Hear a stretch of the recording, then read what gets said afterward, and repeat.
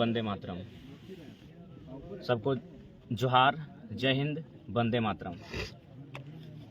आज हम बैठे हैं दामोदर नदी का ठीक किनारा है। दामोदर नदी जिसको कभी लोग अमृत नदी के नाम से जानते थे, देव नदी कहते थे, क्योंकि करोड़ों लोगों की लगभग जानों की रक्षा करती थी ये दामोदर नदी। लेकिन आज हमारे ठीक पीछे है और हम लोग जहाँ बैठे हैं, आप सोच रहे होंगे कि हम लोग कहाँ बैठे हैं, किसी पहाड़ में बैठे हैं क्या? तो जी नहीं, हम लोग पहाड़ में नहीं बैठे हैं। हम लोग बीसीसीएल के द्वारा जो कोयला का खनन किया जा रहा है, खनन करने के बाद जो अवशिष्ट यानी मलबा जो बचता है, कचरा जिसको हम लोग कहते हैं, उसको डंपिंग किया जाता है, पहाड़ बनाया जाता है। यानी पहाड़ बनाते बनाते बीसीसीएल अब दामोदर नदी तक पहुंच गई है। और ये पहाड़ जब देख सकते हैं, पहाड़ की जो मिट्टी है, पहाड़ मतलब इंसान द्वारा बनाएगा पहाड़, बीसीसीएल के द्वारा कोयला कोड़ने के बाद जो मलबा बचता है उससे जो पहाड़ बना है, ये लगभग अब दामोदर नदी को छू रहा है। यानी दामोदर नदी तो प्रदूषित हो चुकी है। कारण है डीबीसी, कारण है आपका कोल सेक्टर। और ये जहाज टाड़ में हम लोग बैठे हैं बाकायदा, बिल्कुल हमसे यहाँ लगभग 50 मीटर यानी फुटबॉल का आधा मैदान, अगर हाफ मैदान तक फुटबॉल को मारते हैं तो दामोदर नदी है। और जहाँ बैठे हैं ये बहुत बड़ी ऊंचाई जगह है। ये पारसनाथ पहाड़ नहीं है और ना ही ये कोई मैंने ललकी का पहाड़ है। ये बीसीसीएल के कोयला कोड़ने के बाद जो एकत्रित करती है, जमा करती है अवशिष्ट पदार्थ को, मलबा को, कचरा को, हम लोग वहां से हैं। यानी जो लोग ओविड जो भी कहते हैं, यानी कोई भी कंपनी, सबसे पहला बात, जो भी कंपनी आती है उसे एक प्रदूषण का मानक होता है, मापदंड होता है, उसके अनुसार काम करना पड़ता है। और ये स्वाभाविक है, क्योंकि भारत देश के अगर संविधान की बात करें तो प्रदूषण फैलाना भी अपराध है, गैर कानूनी है। वन्य जीवों की सुरक्षा करना हमारा दायित्व है। बाकायदा भारतीय संविधान आर्टिकल 42 में इस बात का जिक्र है, वन्य जीवों का संरक्षण। तो वन का भी रक्षा करना है, वन्य जीवों की भी रक्षा करना है, और नदियों की तो नेसेसरी रक्षा करनी है। लेकिन आज अगर यही सवाल जो लोकतंत्र में बैठे हैं, चाहे देश के हुक्मरान हैं, चूंकि बीसीसीएल एक सेंट्रल योजना है, तो देख सकते हैं पीछे ये बहुत बड़ा एकड़ में जंगल भी है। यानी जो ये कचरा फैल रहा है, इससे जंगल भी बर्बाद होगा, नदी भी सामने आ गई है, नदी भी बर्बाद होगा। जब जंगल बर्बाद होगा तो जंगल के जीव भी बर्बाद होंगे। यानी वन्य संरक्षण की जो बात कही जाती है, वन्य जीवों के संरक्षण की जो बात कही जाती है, वो धज्जियां उड़ाई जा रही है। जो नदी को प्रदूषण से बचाने, इस भारत देश में केवल नदियों को कहने के लिए माँ कहते हैं, बाकी यहाँ सभी नदियां पवित्र हो चुकी हैं। लोगों के माने कृत्य के कारण, लोगों के कारनामे के कारण लगभग सभी नदियां अपवित्र हो चुकी है, गंदी हो चुकी है, मैली हो चुकी है। ये दामोदर नदी उसका उदाहरण है, ठीक पीछे है। और मैंने केजीएफ, आप लोग सुने होंगे, केजीएफ देखे होंगे, भारत की बहुत चर्चित फिल्म है। लेकिन मुझे लगता है पता नहीं झारखंड के लोगों के साथ क्या तकलीफ है कि झारखंड में एक टाइम बस एक काला पत्थर मूवी बना था। मुझे लगता है आज प्रत्येक दिन झारखंड में एक फिल्म रिलीज होगी। अगर आप केजीएफ को एक फिल्म मानते हैं तो उस अनुसार झारखंड में प्रत्येक दिन एक फिल्म होगी। और आज हम लोग उसी एक केजीएफ के कोयले की खदान के ऊपर बैठे हैं। बाकायदा आज किस प्रकार यहाँ लूट है, यहाँ दादा बैठे हैं, रैयत बैठे हैं। जो जमीन रजिस्ट्री नहीं किया गया है, जब भी कोई कंपनी, चाहे बीसीसीएल अगर कोयला कोड़ती है, चाहे जो भी कोयला की परियोजना होती है, तो बाकायदा जमीन की रजिस्ट्री की जाती है। जमीन को या तो लीज पे लिया जाता है या फिर जो भी बहुत सारी प्रक्रियाएं हैं, यानी जमीन पर अनुमति लिया जाता है रैयत से। लेकिन ये एक ऐसी जगह खड़े हैं जहां लोकतंत्र में तानाशाही का परिचय है। तानाशाही का परिचय इसलिए है क्योंकि यहाँ दो बड़े नाम सामने आते हैं। अब हम लोग को नाम लेने की डर नहीं है, क्योंकि मैंने शुरू से कहा है कि मैंने युवाओं को संदेश भी दिया है कि अगर आप पॉलिटिक्स करना चाहते हैं तो सुनील महतो, कॉमरेड महेंद्र सिंह, गुरुदास चटर्जी, ऐसे नेताओं की छवि होनी चाहिए जो विधायक संसद रहते भी मरने से डरे नहीं। खासकर सुनील महतो, चूंकि संसद एकमात्र है जिनका मौत हुआ है संसद रहते हुए। यहाँ नाम आता है एलबी सिंह। मैं तो परिचित नहीं हूँ, लेकिन लोग डर डर के उस नाम को ले रहे थे। मुझे डर नहीं है, डर डर के सबके जुबान से एक नाम आ रहा था, एलबी सिंह। फुल फॉर्म क्या है मैं नहीं जानता हूँ। हाँ, लाल बाबू सिंह। और एक कुंभनाथ सिंह, उनसे ना मैं मिला हूं ना जानता हूं, लेकिन यहाँ डर डर के लोग उसका नाम ले रहे थे कि उनका यहाँ एक डर का माहौल है। क्यों? लोकतंत्र बड़ा है कि एलबी सिंह बड़ा है? लॉ से लाल बाबू भी होता है, लॉ से लोकतंत्र भी होता है। तो लोकतंत्र बड़ा है कि लाल बाबू सिंह बड़ा है, इसका निर्धारण भारत की लोकतांत्रिक व्यवस्था ही करे।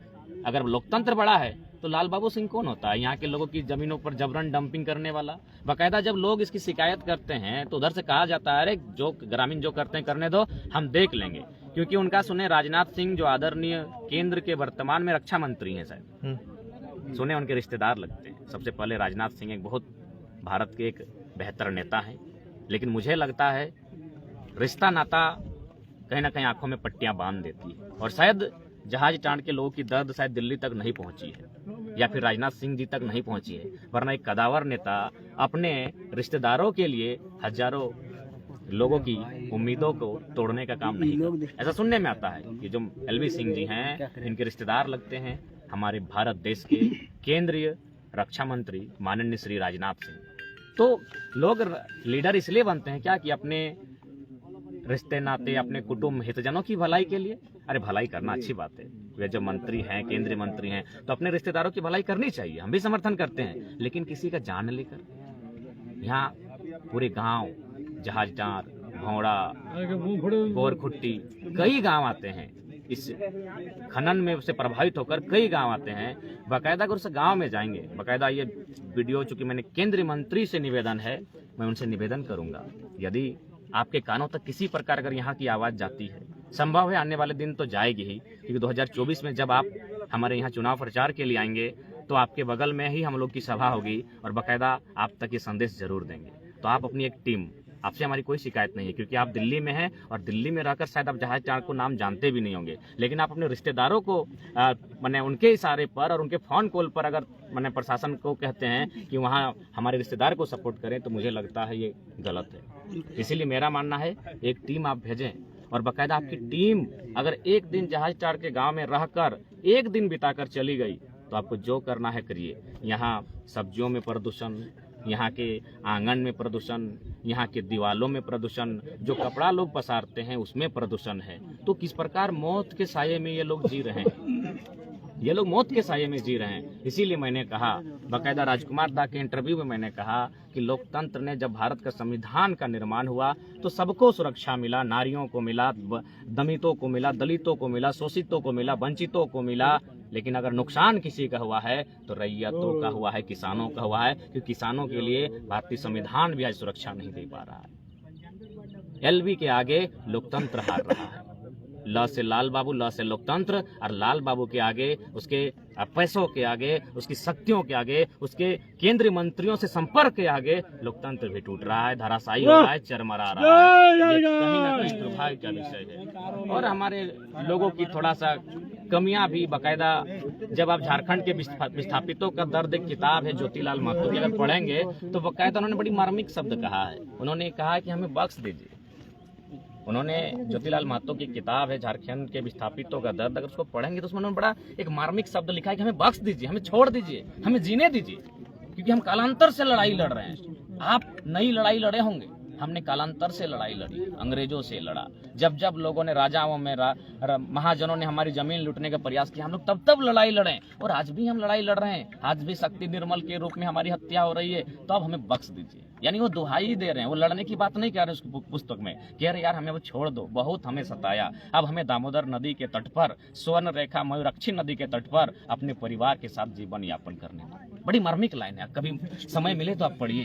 तो इसलिए आज हम भी चाहते हैं, धनवान है, अच्छी बात है, आपके धन से हमें कोई नजर नहीं गड़ाए हैं, लेकिन आपने धन जो कमाया है वो जहाज टाँड़ की माटी से जो कोयला उत्पन्न हुआ है उससे कमाया है। आज जहाज टाँड़ पीछे जहाजटाड़ गांव भी है, आज वह गांव मौत के साये में जीता है, डर के साये में जीता है। तो आज अगर वास्तव में लोकतंत्र है तो मैं आज चूंकि मीडिया लोकतंत्र के माध्यम से मैं पूरे देश तक ये संदेश देना चाहूँगा। इसीलिए बाकायदा मैं आज अपने लाइव में भी जुड़ा हुआ हूँ कि ये आवाज़ लोगों तक जाए कि किस प्रकार यहाँ अन्याय हो रहा है। और मैं निवेदन करना चाहूँगा, क्योंकि बगल में देखें सीआईएसएफ का भी पहरा है, बगल में झारखंड पुलिस का भी पहरा है, लेकिन उनकी उपस्थिति में कल बमबारी होती है और लोग तमाशा देखते हैं। तब तो सवाल होता है कि भाई लोकतंत्र की आड़ में केवल किसानों की ज़मीन छीनी जाएगी?